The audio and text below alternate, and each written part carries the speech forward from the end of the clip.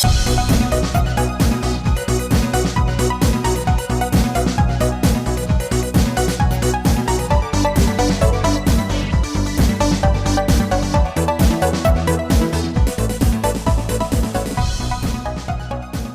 Dot fans, Earl at thelogbook.com, back in the arcade. It's 1978. I always love when we get to cover something from this era because video games are regarded as such a product of the 80s. It feels necessary sometimes to remind people, no, this train started rolling about the time I did. It's that old. And I am that old. And so we are playing 1978's Gypsy Juggler from Meadows, which was a company that was more closely associated with like scorekeeping, electronic scorekeeping gear for bowling alleys. But they already had electronic engineers, they already had manufacturing capacity, and so let's go ahead and keep those people working on something else and try on this video game thing for, just to see if it fits. Now, you can see here that this is kind of a variation on the basic gameplay of something like Avalanche from Atari. Also something of a precursor, I think, of Kickman in 1981. So this is, if it is not a formative arcade game, as far as coming up with this genre, it is an important evolutionary step for this particular genre. Let's give it a shot. Well, that's some sound.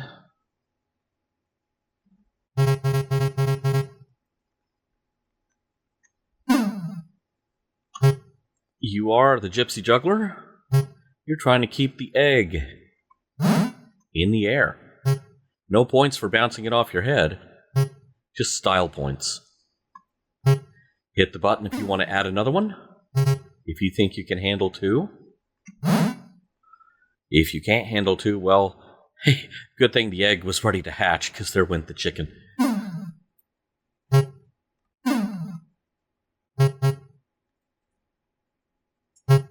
Of course, you end up scoring much better the more things you have, but then, of course, it gets exponentially harder each time you add an egg to juggle.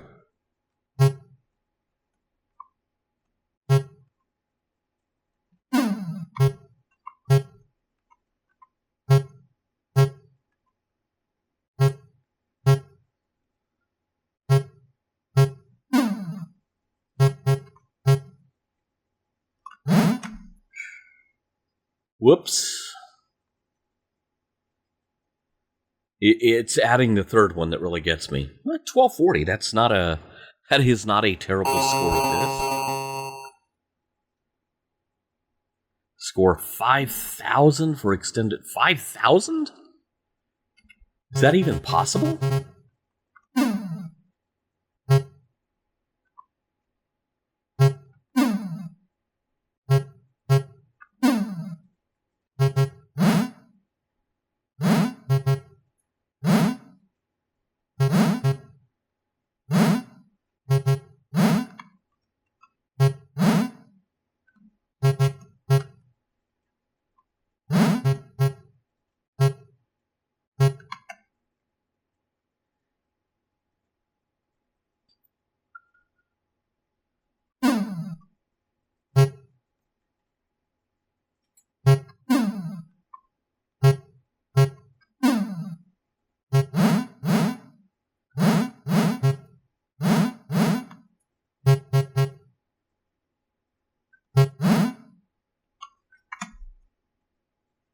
Whoops. 2420, I'm almost halfway to 5,000. I wonder if I can hit that benchmark in this video? Probably not. But I can but try.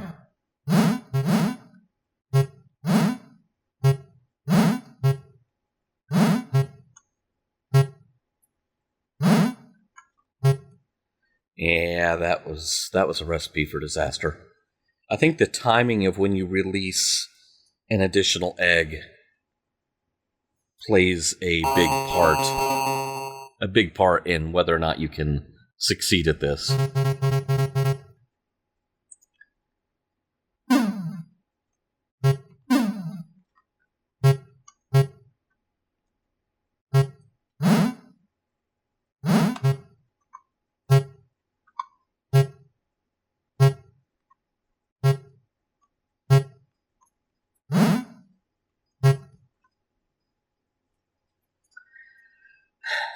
This game has exacting standards, and unfortunately, I am not excellent at it.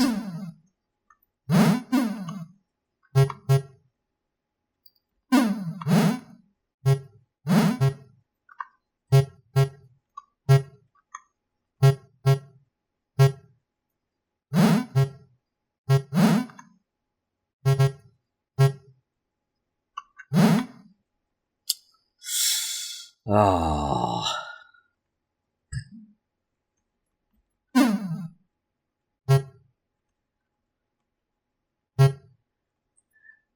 It doesn't take too much of a stretch of the imagination to think that perhaps Meadows' motivation for getting into this industry was, we already have bowling alleys. Our bowling alley operators are buying Space Invaders machines to put in. Why don't we also soak up more money from our bowling alley franchisees, from our existing customer base? I could see where that would be a big motivator for them to try to get into this space. We'll try one more round before I make my exit.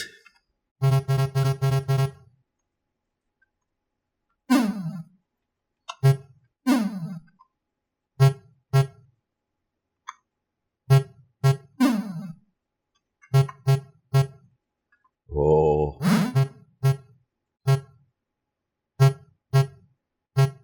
Can I just stand here? No, I cannot. It's too much excitement for me.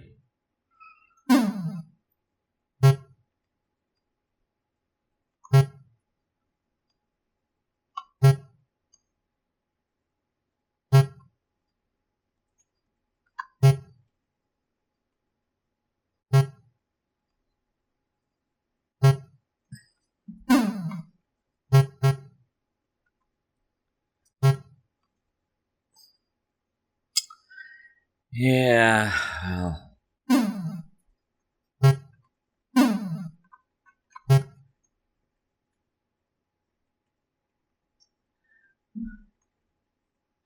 It's a frustrating but fun little game because, it does kind of bamboozle you into thinking, okay, you know what?